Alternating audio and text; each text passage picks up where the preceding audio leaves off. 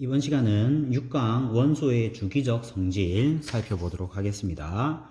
자, 83페이지에 원소의 분류와 주기율은 한번 읽어보시고 84페이지 보도록 하겠습니다. 자, 주기율표에서 이 주기는 어떤 걸 의미하는지 알고 있어야 되겠습니다. 주기는 전자가 들어있는 전자 껍질 수와 같습니다. 이주기 원소는 전자가 들어있는 전자 껍질 수가 2개다 라고 해석을 하면 되겠습니다. 자, 족이 같다는 것은 같은 족 원소는 원자과 전자수가 같죠. 이 원자과 전자수가 화학적 성질을 결정한다고 보면 되기 때문에 화학적 성질이 비슷하다고 생각하면 되겠습니다. 자, 그래서 1족인 알칼리 금속들은 화학적 성질이 비슷하고 2족인 알칼리 토금속들도 서로 화학적 성질이 비슷하다 이렇게 보면 되겠죠. 이제 중요한 원소의 주기적 성질을 볼게요. 원소의 주기적 성질 중에서 처음에 나오고 있는 것이 유효핵 전하입니다. 유효핵 전하. 유효핵 전하는 전자에 작용하는 실질적인 핵 전하라고 해서 핵 전하는 원자 핵이 가지고 있는 전하죠. 그런데 전자가 실제로 느끼는 전하는 그거보다 작을 수가 있습니다. 그래서 이 유효핵 전하는 원자 핵이 가지는 핵 전하에서 가려막기 효과를 뺀 값이라고 보면 됩니다. 핵 전하는 아까도 이야기했지만 양성자수에 해당합니다. 거기서 얼마나 가려막았냐? 그러면 이 가려막기 효과라고 하는 것이 뭔지 보게 되면 이 가려막기 효과는 뭐 때문에 나타나느냐? 수소에서는 가려막기 효과가 나타나지 않아요. 수소는 전자가 하나밖에 없는데 가려막기 효과는 다른 전자들에 의해서 핵이 가려지기 때문에 나타나는 현상입니다. 그래서 전자가 2개 이상인 헬륨부터 나타나는 현상이라고 생각하면 되겠습니다. 그러면 여기 밑에 예시를 보면 자, 수소인 경우에 수소의 원자 핵은 양성자가 하나밖에 없죠. 플러스 1의 핵 전하를 가지는데 여기에서 가려막기 효과를 빼야 되는데 가려막기 효과가 없단 말이죠. 빵이다. 자, 요게 바로 이 플러스 1의 값을 그대로 유지하게 되죠. 이게 수소에 있는 이 전자가 느끼는 유효핵 전하 값입니다. 수소의 유효핵 전하. 수소에 있는 이 전자가 느끼는 유효핵 전하는 플러스 1이다. 가려막기 효과가 없기 때문에. 그런데 탄소의 경우에는 자, 원자 핵의 전하 값은 플러스 6이에요. 플러스 6에다가 빼기 가려막기 효과를 빼주게 되면 자, 얼마가 되냐면 플러스 3. 얼마 이런 식으로 나옵니다. 요게 탄소의 유효핵 전하 값이라고 탄소의 이 원자과 전자가 느끼는 유효핵 전하 값이다 라고 생각하면 됩니다. 자, 산소의 경우에도 산소 이 제일 바깥 껍질에 있는 이 전자의 유효핵 전하는 일단 원자 핵의 전하 값임 플러스 8에서 빼기 가려막기 효과 빼주고 나면 얘는 플러스 4. 얼마 요 정도의 유효핵 전하 값을 가지게 됩니다. 이걸 한 번 더 여기 87페이지 나와 있는 그래프를 보고 한 번 더 같은 설명을 다시 해볼게요. 자, 탄소의 경우에 이게 핵 전하 값이에요. 플러스 6. 이 플러스 6이 핵 전하 값입니다. 여기에서 이만큼이 가려막기 효과입니다. 효과. 그래서 얼만큼 핵 전하 값이 떨어지냐? 전자가 느끼는 핵 전하 값은 이만큼 떨어진다. 이게 유효 핵 전하 값.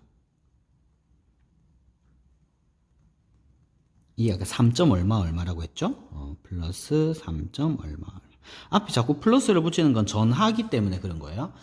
전하는 플러스 또는 마이너스로 표현을 하기 때문에 앞에 플러스 또는 마이너스 같은 것을 붙여주는 것이 좋습니다. 그래서 이렇게 유효핵 전압값을 이런 원소들 값을 다 해보니까 어떻게 같은 주기 안에서 이쪽으로 갈수록 점점 유효핵 전압값이 점점 증가해요. 그렇죠? 자, 같은 주기에서 원자 번호가 커질수록 원자과 전자가 느끼는 유효핵 전하, 이만큼 통째로 해요. 원자과 전자가 느끼는 유효핵 전하가 증가합니다. 요거를 여러분들이 기억을 해 주셔야 됩니다. 여기에도 다시 한번 요렇게 점점 증가하고 있다 하는 것을 그래프에서 확인할 수가 있습니다. 이제 원자 반지름 보겠습니다.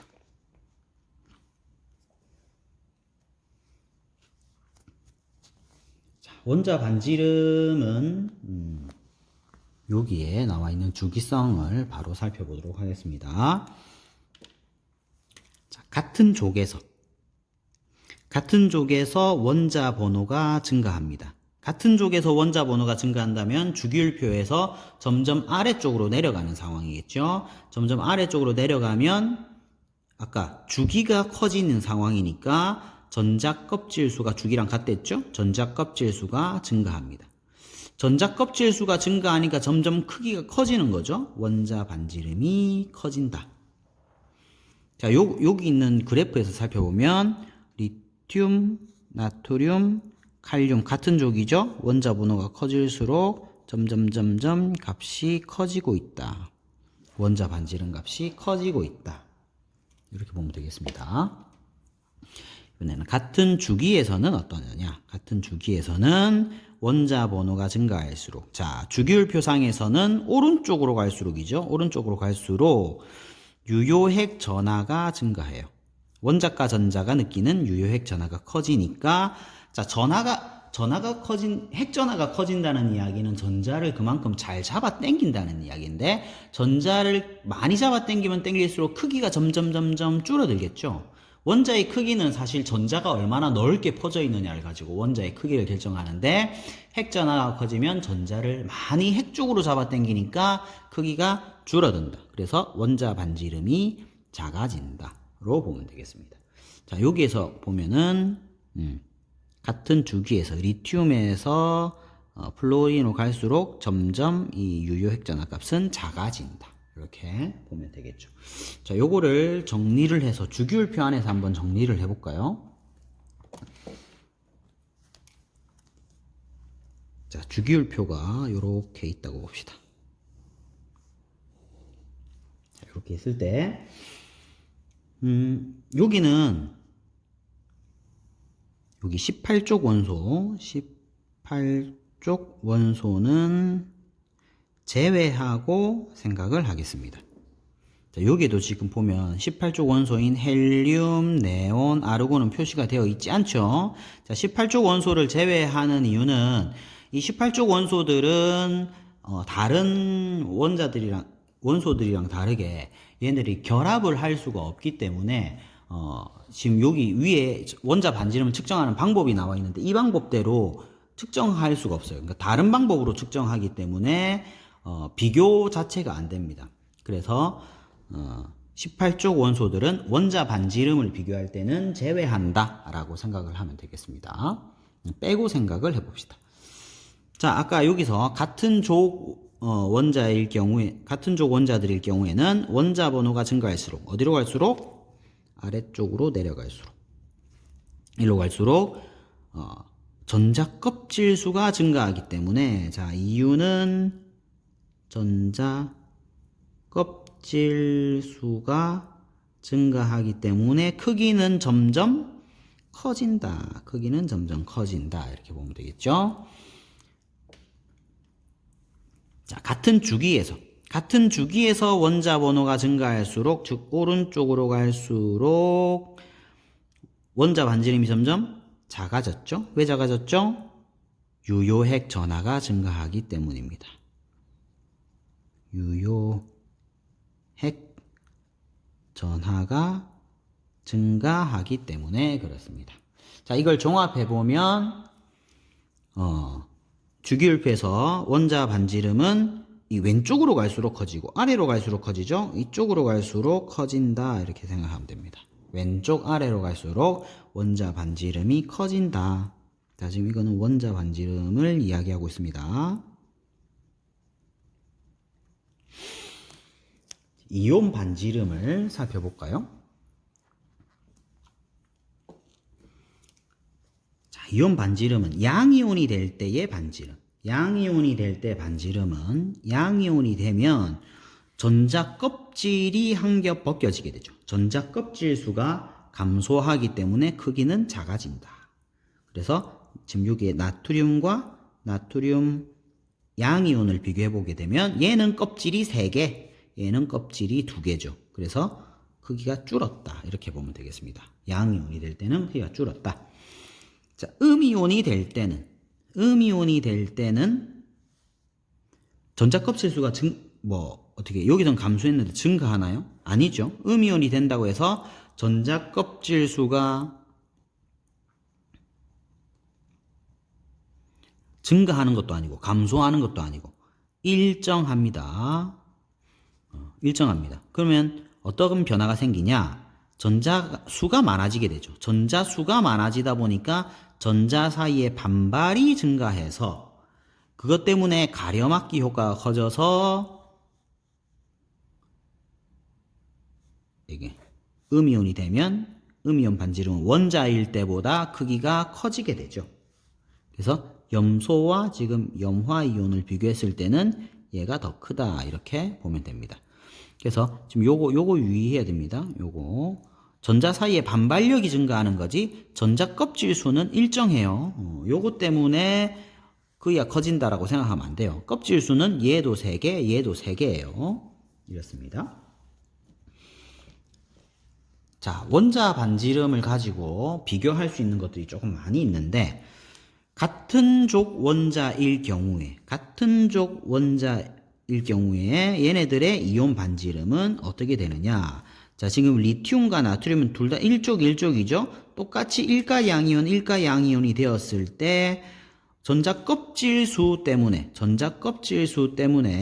원자 번호가 증가할수록 그 이온 반지름이 커지게 되죠. 자, 요거 리튬 이온은 전자 껍질 수가 1개, 얘는 2개죠. 그래서 얘가 더 크다. 원자일 때랑 마찬가지죠. 원자일 때는 리튬, 나트륨 비교해보면 리튬은 껍질 수가 2개, 나트륨은 껍질 수가 3개다 보니까 나트륨이 더 컸는데 똑같이 일가 양이온이 돼도 똑같이 얘가 더 크다 이렇게 생각하면 되겠죠. 자, 이번에는 다른 내용인데 같은 주기 원소에서 양이온과 음이온의 반지름을 비교해 보려고 해요. 자, 뭐냐면 나트륨 양이온과 염소의 음이온인 염화이온 이 두 개를 비교해 보려고 합니다. 자, 나트륨의 양이온인 경우에는 누구와 전자 배치가 같아지죠? 네온과 전자 배치가 같습니다. 네온 전자 배치. 네온.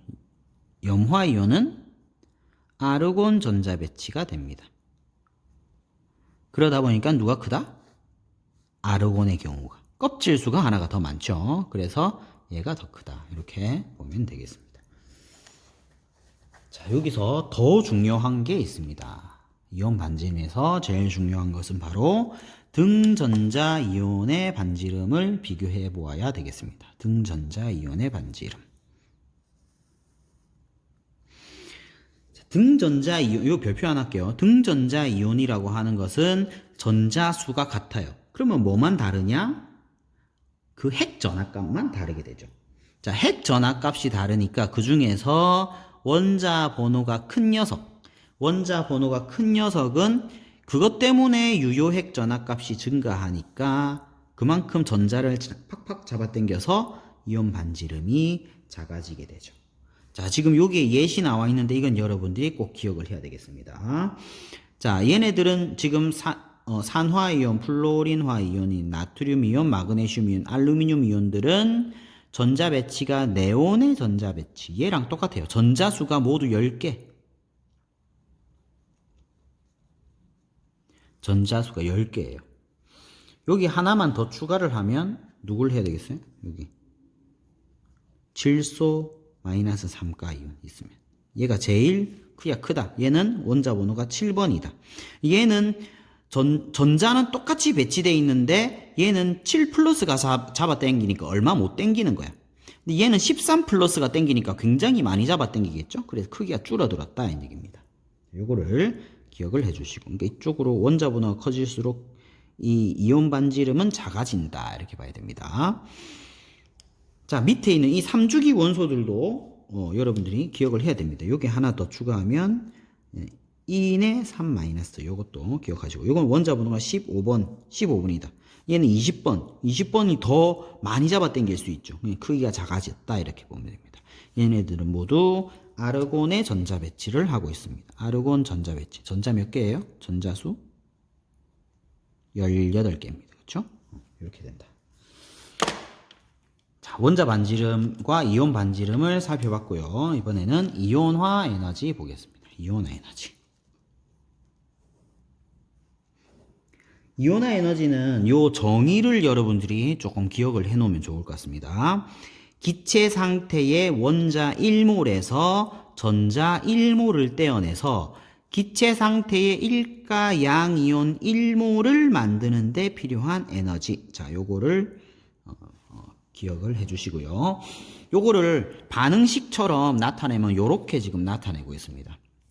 자, M이라고 하는 어떤 원자가 있는데 여기에 에너지를 가해요. 그랬더니 전자 하나가 툭 튀어나오면서 일가 양이온이 되었습니다. 상태는 모두 기체예요. 그렇죠? 그때 에너지를 이온화 에너지라고 이야기합니다. 이온화 에너지라고 되었지만 사실은 양 이온이 되는 때 필요한 에너지가 됩니다. 음이온 될 때는 해당이 안 돼요. 그래서 이 이온화 에너지는 전자를 떼어내는 상황이다 라고 하는 것을 기억을 하시고, 그러면 이 이온화 에너지 값이 작다, 이온화 에너지가 작다면 전자를 떼어내기 쉽다 라고 생각하면 됩니다. 조금만 에너지를 가해도 떨어진다 라는 의미가 되겠죠. 요거를 기억을 하시고, 이온화 에너지의 주기적 변화를 살펴보도록 하겠습니다. 이온화 에너지는 같은 족에서 원자 번호가 증가할수록 하면은, 같은 족에서 원자 번호가 증가한다는 것은 어디로 간다? 주기율표에서 아래쪽으로 내려갈수록 전자 껍질 수가 증가하고 있죠. 전자 껍질 수가 증가하니까 원자와 그 핵과 그 원자과 전자 사이의 거리가 점점 멀어지게 되는 거예요. 거리가 멀어집니다. 거리가 멀어지다 보니까 플러스 마이너스 사이의 정전기적 인력이 작아지게 되고, 그래서 이온화 에너지가 감소한다. 자, 지금 이 그래프에서 살펴보면 같은 족, 지금 헬륨, 네온, 아르곤 얘네들은 같은 족이죠. 자, 점점 어떻게 되고 있나요? 작아지고 있다. 같은 족에서 원자 번호가 증가할수록 이온화 에너지는 값이 작아지고 있다. 이렇게 보면 되겠습니다. 같은 주기에서 원자 번호가 증가할수록, 자, 같은 주기에서 원자 번호가 증가한다는 오른쪽으로 가는 거죠. 오른쪽으로 갈수록 그 유효핵 전하값이 증가하게 되죠. 유효핵 전하값이 증가하니까 전자를 팍팍 잡아당기고 있는 상황이에요. 그럼 전자 떼어내기가 어려워지는 거죠. 그래서 이온화 에너지가 대체로 증가한다. 이게 대체로가 조금 중요합니다. 예배가 있다는 이야기입니다. 그렇죠? 자, 그래서 지금 대체적으로만 일단 살펴보게 되면 이런 거죠. 자, 리튬에서 네온까지 같은 주기죠. 같은 주기에서 원자 번호가 증가할수록, 오른쪽으로 갈수록 점점 대체로 증가하고 있습니다. 대체로 증가하고 있다. 자, 이거를 조금 정리를 해볼까요? 아까처럼.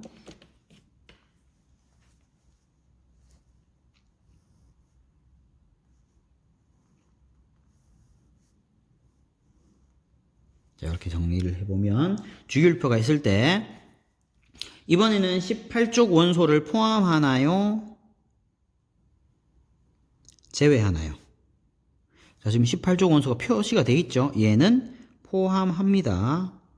얘는 포함한다. 아까 원자 반지름일 때는 18족 원소를 제외했지만 지금은 포함하고 있습니다. 자, 같은 족에서 원자 번호가 증가할수록 이온화 에너지는 작아진다. 이온화 에너지는 작아진다. 왜 작아졌다 했죠? 왜냐하면 전자 껍질수가 증가하기 때문에 이렇게 됩니다. 그렇죠? 같은 주기에서 원자 번호가 증가할수록 이온화 에너지는 점점 커졌습니다. 그렇죠? 왜 커졌나요? 유효핵 전하가 증가하기 때문이죠. 자, 이 이유는 아까 원자 반지름이랑 똑같습니다. 원자 반지름도 이쪽으로 갈수록 커졌던 이유가 전자 껍질수 증가하기 때문에, 이쪽으로 갈수록 작아졌던 이유는 유효핵 전하가 증가하기 때문이었죠. 이유는 똑같지만 그 경향성은 지금 반대로 나타나고 있습니다. 그렇죠? 종합해 보면 이온화 에너지는 대체로 오른쪽 위로 갈수록 커진다. 이렇게 보면 되겠습니다. 자, 그리고 여기에서 아까 대체로 여기서 커진다 했는데 여기 작아지는 이 구간을 여러분들이 꼭 기억을 해야 됩니다. 여기. 자, 베릴륨은 2족 원소고요. 붕소는 13족 원소죠. 여기서 두 개 비교했을 때 대체적으로 커져야 되면 13족이 더 커야 되는데 지금 2족이 더 크다. 이 얘기입니다. 2족이 더 크다. 자, 여기 질소랑 산소도, 질소는 15족에 해당하고 산소는 16족에 해당하죠. 여기 비교했을 때도 15족이 더 크다. 이렇게 역전이 되는 구간이 있다. 여기도 마찬가지입니다. 3주기에서도 마그네슘과 알루미늄, 인과 황 사이에 이렇게 감소되는 구간이 있다. 그래서 여러분들이 요 주기율표에서 같은 주기, 2주기, 3주기의 이온화 에너지를 그릴 줄 알아야 돼요. 그릴 줄 알아야 되는데 여기서 리튬부터 네온까지 할 때 증가 감소, 증가 감소, 증가 이걸 외워야 돼요. 증가 감소, 증가 감소, 증가 이렇게 증감, 증증감, 증증 요거를 여러분들이 기억을 하시고 그릴 줄 알아야 된다. 자, 이번에는 순차 이온화 에너지 보겠습니다. 순차 이온화 에너지. 순차적으로 이온화 에너지가 어떻게 되느냐. 자, 아까 이온화 에너지는 전자를 하나 떼어낼 때 필요한 에너지였어요. 그러면 또 떼어내면 자꾸 떼어내는 거예요.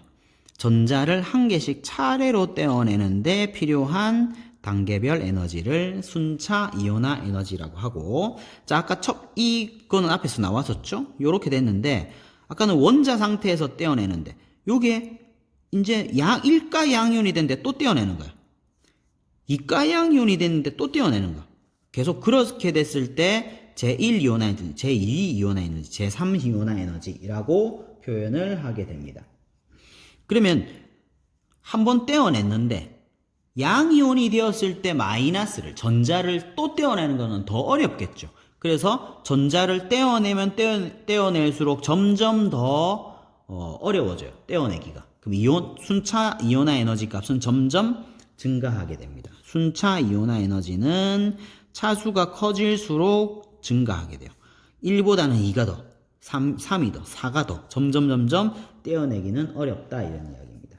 자, 그런데 순차 이온화 에너지에서 굉장히 중요한 부분이 있죠. 순차 이온화 에너지는 원자과 전자를 모두 떼어내고 난 다음에 그 다음에 전자를 떼어낼 때는 안쪽 껍질에서 전자를 떼어내야 돼요. 그러니까 한 겹 떼어내고 그 안에 있는 거 떼어내는 거는 거리가 확 줄어들게 되죠. 그래서 떼어내기가 훨씬 어렵습니다. 순차적 이온화 에너지가 급격히 증가하게 됩니다. 급격히 증가하는 것을 확인할 수 있어요. 지금 나트륨의 경우에 하나 떼어내고 두 번째 떼어낼 때부터 안쪽 껍질에 값이 확 커졌죠. 마그네슘 하나, 두 개 떼어낼 때는 괜찮았는데 세 번째 확 커졌죠. 이런 식으로 급격하게 증가하는 구간을 찾아낼 수가 있습니다. 그래서 이 급격하게 증가하기 직전까지 떼어낸 전자수가 곧 원자가 전자수가 됩니다. 원자가 전자수를 찾기에는 순차적 이온화 에너지를 가지고 판단하면 되겠다 이 얘기입니다.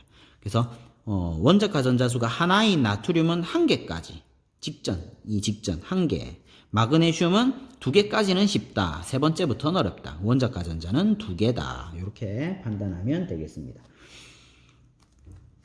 자, 여기서 다시 한번 설명합니다. 중요한 부분이에요. 나트륨의 경우에는 순차적 이온화 에너지가 이렇게 나타납니다. 급격하게 증가하기 전 딱 1개, 원자가 전자수 1.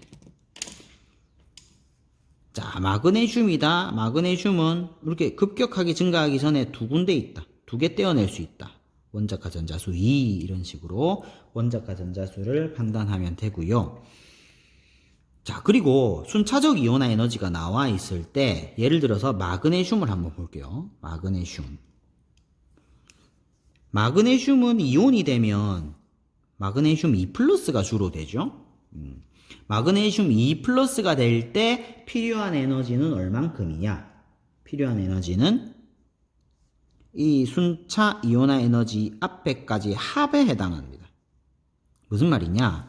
자, 나트륨이 양이온이 될 때는 필요한 에너지는 요만큼이 하나예요. 이거 496kJ/몰이에요. 근데 마그네슘 2+가 될 때는 요거에다가 요거 더한 값이에요. 요만큼 더해야 돼. 요만큼 더해보면 얼마냐? 2189kJ/몰. 이만큼이 Mg2+ 만들 때 필요한 에너지입니다. 이게 합쳐야 돼요. 이 하나만 가지고는 안 됩니다. 합쳐야 됩니다. 알루미늄은 요 세 개를 다 합쳐야 돼. 그래야 알루미늄 3가 양이온을 만들 수가 있습니다. 이렇습니다. 자, 그리고 순차 이온화 에너지에서 굉장히 중요한 게 사실 이 이온화 에너지에서 요거 그래프 그리는 거 아주 중요해요. 그래서 내가 아까 증감, 증증감, 증증 이걸 외우라고 했죠. 그래서 요런 식으로 나타내야 되는데, 자, 제2 이온화 에너지도 여러분들이 그릴 줄 알아야 돼요. 근데 제2 이온화 에너지의 경향성은 수소의 경우에는 제2 이온화 에너지가 있겠어 없겠어요? 수소의 경우에는 제2 이온화 에너지가 없죠. 왜 없죠? 전자가 하나밖에 없으니까.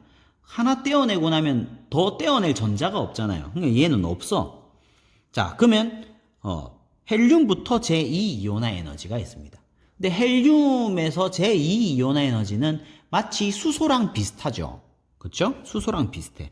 그래서 요 제2 이온화 에너지를 그릴 때는 제1 이온화 에너지에서 한 칸 오른쪽 그래프 요거를 평행 이동한다고 생각하면 됩니다. 한 칸 오른쪽 위에다가 그리면 됩니다. 자, 다시 한 칸 오른쪽 위에 그리면 제2 이온화 에너지를 나타낼 수가 있습니다. 자, 그래서 요 모양을 그대로 한 칸 오른쪽 위에 올린다고 생각하면 돼요. 그래서 헬륨의 경우에 여기를 이제 수소 정도로 잡으면 리튬은 헬륨처럼 그리면 되는 거예요. 쭉 올려가지고. 그 다음에 베릴륨은 리튬처럼 그리면 되는 거예요. 쭉 내려오는. 그 다음에 증감, 증증감, 증증 했죠. 자, 그 다음에 네온에서 나트륨 갈 때처럼 뚝 떨어집니다. 근데 떨어질 때 많이 떨어져야 돼요. 요거보다 더 떨어져야 돼요. 왜냐하면 리튬보다 나트륨이 더 떨어져 있죠. 얘도 뚝 떨어져야 돼요. 자, 그 다음에 또 증감, 증증감, 증증 한 다음에 또 뚝 떨어지면 됩니다. 이렇게 나타내면 되겠죠. 자, 오른쪽 위로 그린다라고 생각하고 그리고 그러면 이제 제1 이온화 에너지에서 가장 큰 원소는 제1 이온화 에너지가 가장 큰 원소는 주기율표에서 가장 오른쪽 위에 있는 헬륨이 가장 큰 값입니다. 이게 제1이온의 에너지 제일 큰 값. 그러면 제2이온의 에너지가 제일 큰 값은 누구예요? 바로 리튬이 되겠죠. 리튬이 제2이온의 에너지 값이 제일 큰 원소다라고 생각하면 됩니다. 여기까지 하겠습니다.